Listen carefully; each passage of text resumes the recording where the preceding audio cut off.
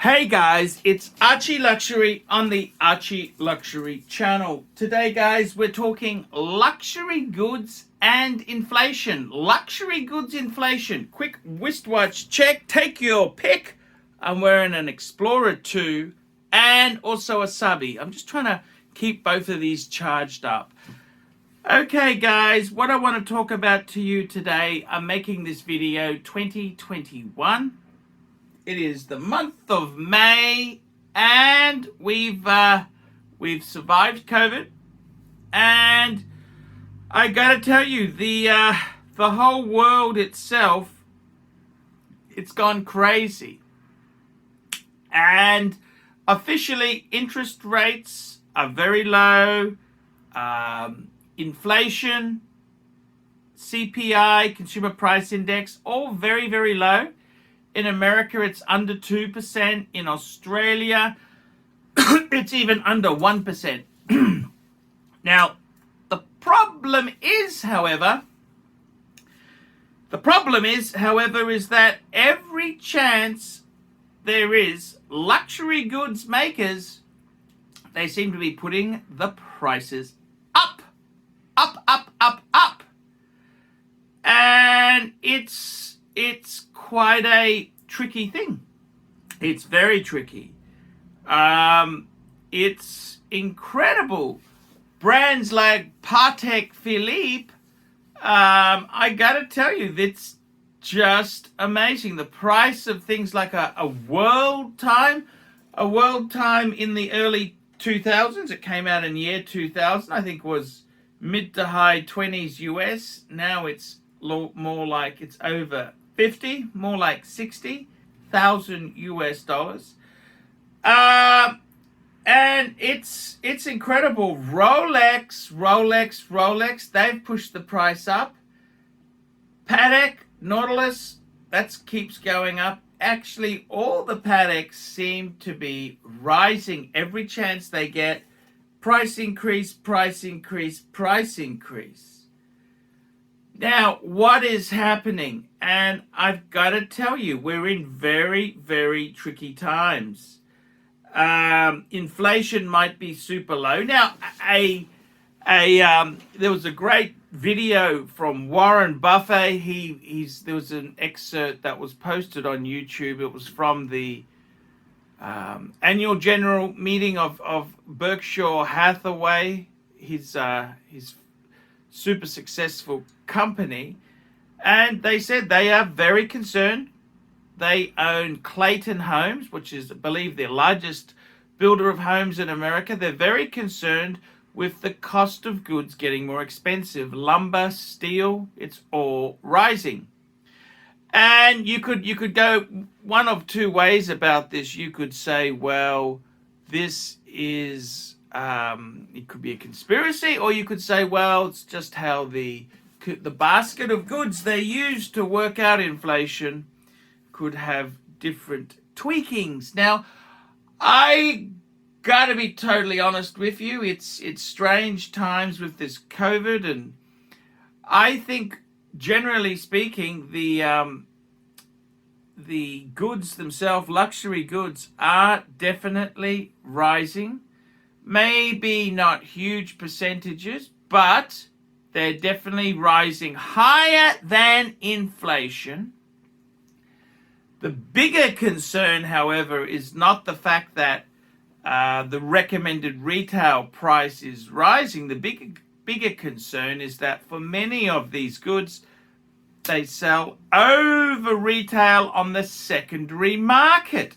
And those prices have gone ballistic. The Patek Nautilus, Patek Aquanaut, Rolex Daytona, Pandas are going for crazy money. And what's the reason for this? Well, there's any number of things there. You could say, well, people aren't spending money on travel. They're not spending money going on cruises. So they want a pick-me-up. And what better thing than a beautiful wristwatch, or a high-end luxury item. And I've got to be totally honest with you. This looks pretty damn expensive for the consumer.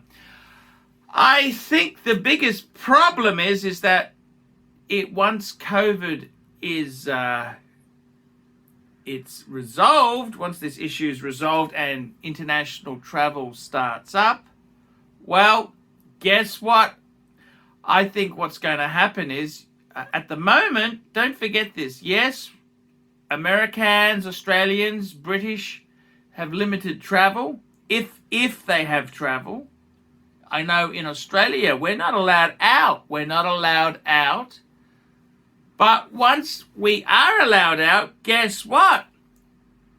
There is a huge market of Chinese who wants to travel as well. They're also locked in their own country, and they want to buy luxury goods. So yes, maybe local market may lessen a bit as people start to spend money on travel, but you've got a big market of middle class, upper middle class, and filthy rich Chinese who will say, well, I want to travel and buy nice things. So I've got to be honest with you.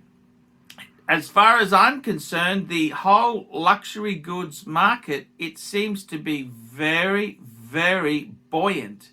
It's very tough. And I've got to say, my own perspective, my own feelings on this is that things in the luxury space have never been so popular. That's right. We've never seen them this popular. And, you know, there's a number of luxury goods I keep an eye out for. And I've got to say, it's been pretty brutal across the board there. So I would say, you know, this space, if you are if you're thinking, hey, things might get better, I think you might be in for a bit of a surprise there.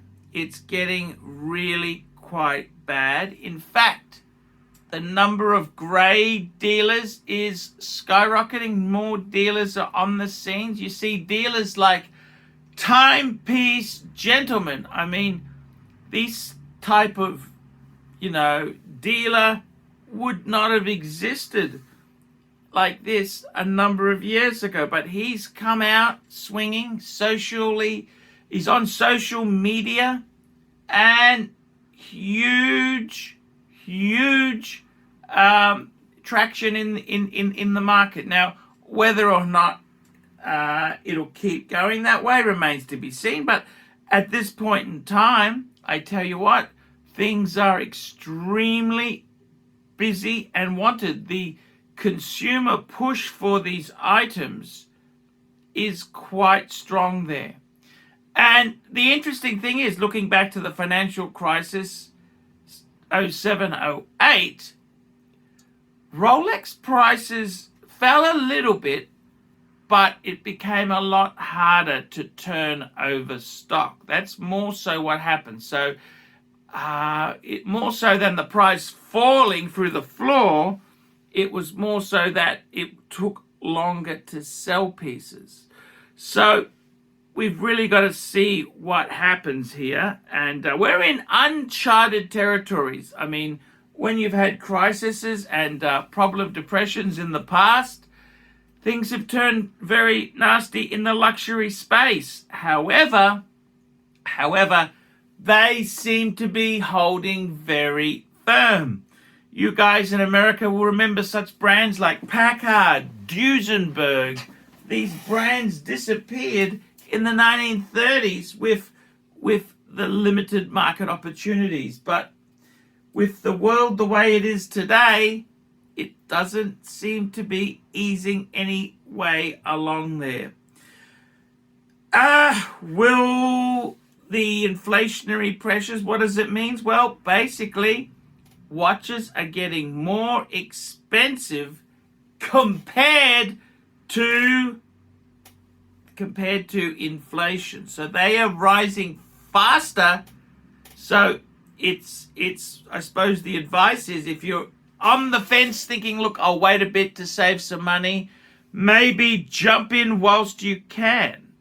And that could be the best advice.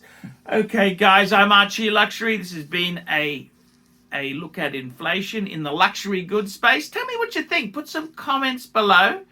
And guys, I will see you in the next one. Hi guys, ArchieLuxury. And who do I recommend in America? In America, who do I recommend for quality pre-owned wristwatches? David SW, David SW, David SW. Go to davidsw.com. He is the best, the greatest pre-owned dealer in all of the United States of America. David SW, David SW, David SW. Hey guys, ArchieLuxury. Who do I recommend for watches in Brisbane and Sydney? Vintage Watch Co. That's correct. Vintage Watch Co. in Brisbane Arcade in Brisbane and the Strand Arcade in Sydney. Vintage Watch Co. Brisbane and Sydney. Ronnie, I've known him since the late 90s. Ronnie is a top bloke. Luke is a great guy. Vintage Watch Co. That is who I recommend in Australia. Check out Vintage Watch Co. and the guys' amazing range of watches. They also do service and repairs. Vintage Watch Co. That is where the pontiff goes. You know, some of my Pateks came from Vintage Watch Co. That's right, guys. Vintage Watch Co. Guys, if you want a happy birthday video for a relative or friend, anybody, please email me, ArchieLuxury72@gmail.com. I'll do a happy birthday with a paid review. $50 $50. You pay a bit more. I try and put a bit more time into these videos, guys, because, I want to be good to my audience. I want to be good. I want to be cool. I want to be a cool cucumber. But $50 and I will do a paid review and happy birthday video. Guys, I can't survive on Google Ads. I need your support. Look down in the description, order a video, and you will be the star of the birthday.